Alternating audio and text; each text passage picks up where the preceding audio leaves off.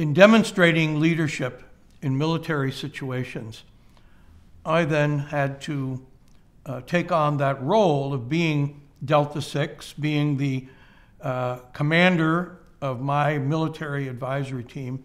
So one of the very first things I did was that I had Sergeant Bobby Chase, the non-commissioned officer who had said to me, "There are no civilians in my chain of command, sir."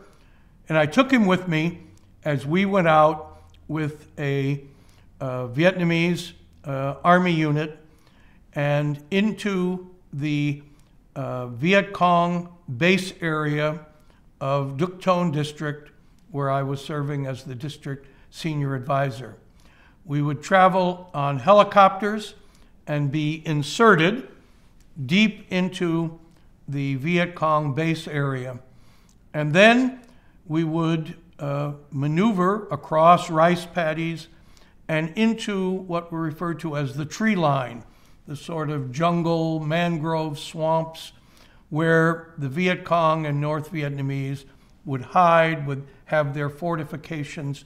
And the goal was to find them, engage them on the ground, and to break them loose from this area that they totally controlled through military force.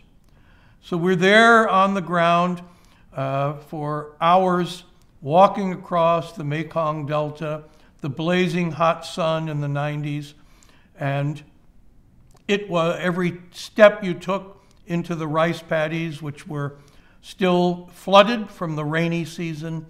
Your foot would sink deeper into the mud. It would take more effort each time to pull your foot out and take the next step, and it wore you down. But Sergeant Chase and I then, along with the Vietnamese unit, entered one of the tree lines, and we were going through it. And I found that as the heat was taking its toll on me after several hours, I sort of started to fall behind. And in these jungle settings, you couldn't see more than a few feet anything around you. You were going through thick jungle, and within them there were even hills and flooded areas. So you'd be going up a little hill in the jungle and then down and into water, and you'd have to pull yourself up. And as I'm carrying my M16 rifle and my pack, and I finally got to one point where I was so tired, I just sitting there, and I looked, and suddenly I'm all alone. And I'm looking, and here just a few feet from me in any direction, there could be Viet Cong or North Vietnamese troops hidden in there.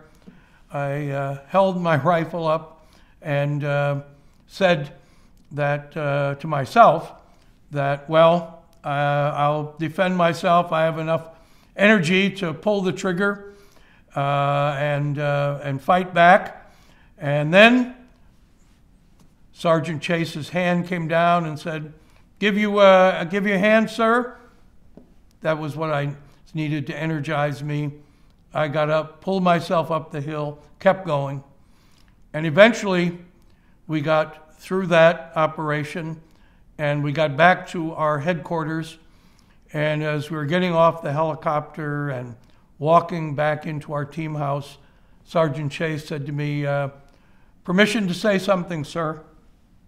And I said, "Yes, what is it, Sergeant Chase?" And he said, "Sir, you went with me. You went with us. You did what we did. You did what I did.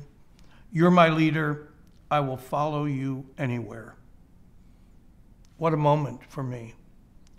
I had, as that civilian, by taking those risks, by going into combat with Sergeant Chase, earned his respect, and I had it with him and everybody else on our team.